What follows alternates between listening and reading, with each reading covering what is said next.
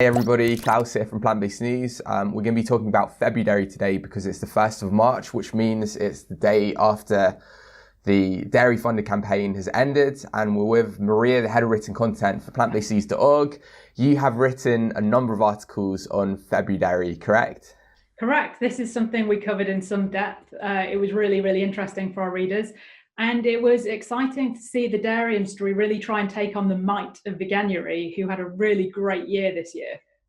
So that was their aim, was it? What was their call to action? It was basically they wanted to create awareness around the benefits of dairy. Explain that to me. The call to action basically was promote a positive message around dairy farming. Let's show people pictures of really happy dairy calves.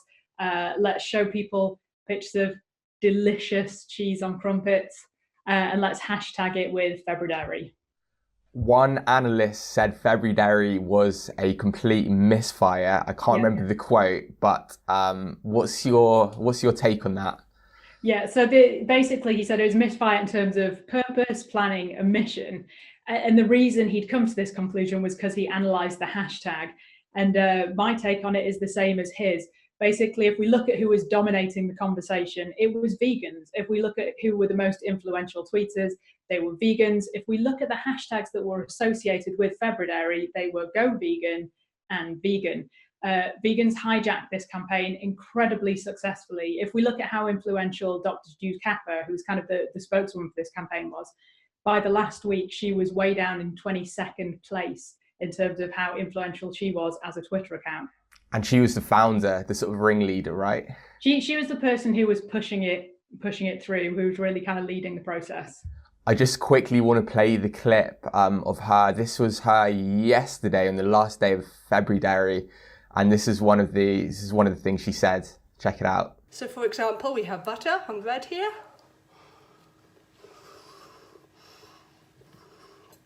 Amazing source of protein, essential fatty acids and many other nutrients that we all need for a healthy, balanced diet. So with that, again, I'd like to thank you all for supporting Februdairy. It's been a great campaign. We've had so much fun, and keep on enjoying milk and dairy products every day of the year.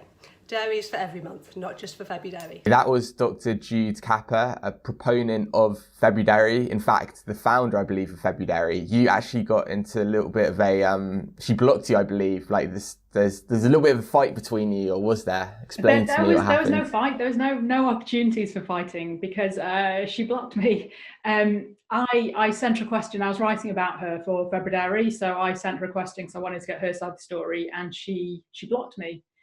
Which kind of contravened her own social media guidelines, which was not to block people because that will make you look rattled and as if you have something to hide.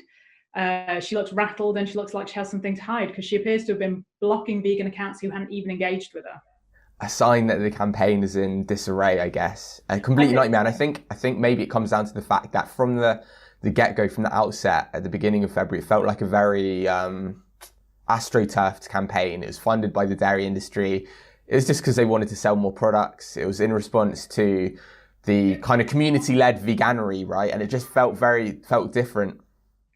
Yeah.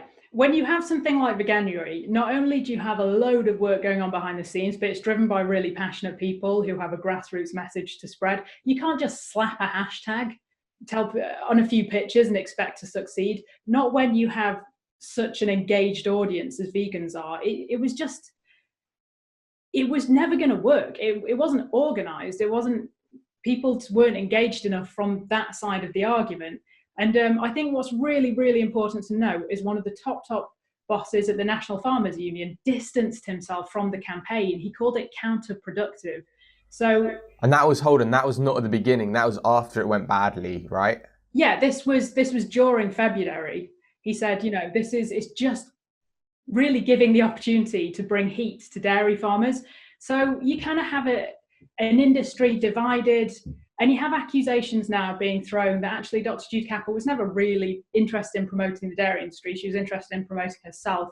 And I think that's a fair accusation. Afternoon all, it's the last day of Februdairy. I can't say there's many afternoons I've spent standing in my kitchen in a cow costume. Apologise Jersey guys, it is a Holstein one and it normally only comes out at Christmas. But I thought today, on this last day of Februdairy, I thought it was really important to carry on celebrating milk and dairy products in the way that we've done all month. Positive posts, tweets, photos, videos, both telling the true story of dairy farming and celebrating just what it is we love about everything dairy. It does seem like when you look at her YouTube, she seems like she's sort of trying to be some sort of YouTube or some sort of social media sensation. And it's just, I just find her a hilarious character, and let's try and interview her in the future. That because she said that she used to be vegan and then she met a boy that she fancied, so she stopped being vegan because he was a dairy farmer. But I think she's still a vegan. And actually, Februdairy was so successful for the vegan movement that it's kind of an undercover campaign. She's actually a mole. Undercover activist. Undercover activist, yeah. Do you think, though, it's caused bad blood between farmers and obviously it has created tension between farmers and vegans, but do you think this has really taken the spotlight away from where it should be, which is the consumer? I'd say the really horrible thing and the really negative outcome of Februdairy is this vicious, bad relationship that's been generated between vegans and farmers, which has probably never been the most loving relationship. But I just think it's really been thrust into the spotlight. There've been these accusations about death threats. We haven't seen any proof of death threats from vegans to farmers. However, let it be said that we'd obviously condemn any death threats should they be made or have they been made. I won't believe it until I see it. We've had farmers saying, oh yeah, I received death threats, and then saying, well, I haven't specifically received death threats aimed at me. But this has all set off this chain reaction of just media hatchet jobs on activists. And I really think it's generated a lot of bad blood, and that's been a really negative fallout, the whole thing. Mm-hmm. And so Februdairy's ended, it's the 1st of March. Does that mean it's hashtag Meaty March? Well, I did a quick analysis of how the hashtag has worked over the last week.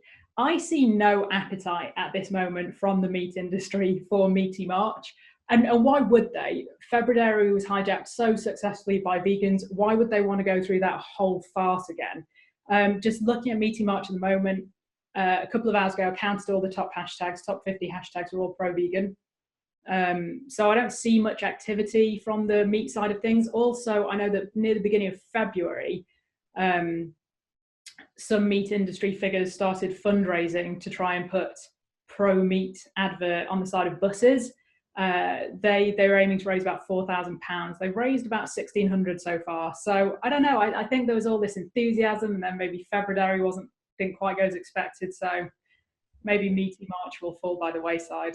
Well, I think there will be some kind of Meaty March, but it won't be dressed up with the hashtags and the stupid leadership. But I think they'll be advertising heavily because they're an industry in panic, I guess. And what I've noticed the last couple of years of the dairy industry is as awareness has been created, like whatever they've tried to do is kind of backfired, and it's actually been more beneficial for like the vegan message. So you know, by calling their products plant-based, which happened a few months ago, that's actually promoting plant-based milk more than dairy milk. So anything they try and do out of desperation, it kind of just backfires, and it's a sign that the industry is in real trouble, I think. Yeah, I mean, I think if you go by that old saying, first they ignore you, then they laugh at you, then they fight you, then you win. For years, vegans were just ignored because they were a relatively small, quite insignificant proportion. And then they were a figure of mockery. And now we're seeing people really gearing up for a fight on so many levels, on levels that people are trying to change legislation so you can't call plant-based products meat or milk or any of these things. And then you have these campaigns which are a direct opposition to things like veganuary. We're really seeing them fight. And though their argument is still 98% of people consume dairy, I think it's important to look at the fact that lots of vegans are young. Like, we're really seeing changes happening in the younger people. So it's a movement that's just set to grow and grow. I think they see now that, you know, things are changing. Absolutely. And that's it, I think. We just wanted to do a quick overview of Februdairy and talk a little bit about it. As I said before, check out Maria's posts and articles and amazing opinion pieces of plantbasedfoods.org. If you're not over there and you're just on YouTube, you're just on Instagram, you're missing out. So link plantbasedfoods.org down below. But Maria, any closing remarks? I'd just say one thing. Obviously, it's up to everyone how they choose to advocate. But one thing I did learn over Februdairy, that was by engaging with people in a mutually respectful way, even if they have opinions extremely different to my own, I found that they were maybe able to take away a more positive image of veganism. And I was able to learn, well, I'll never respect or engage with animal agriculture. I was able to learn a bit more about their perspective. So I think just look at every engagement you have with people as an opportunity to advance your own advocacy.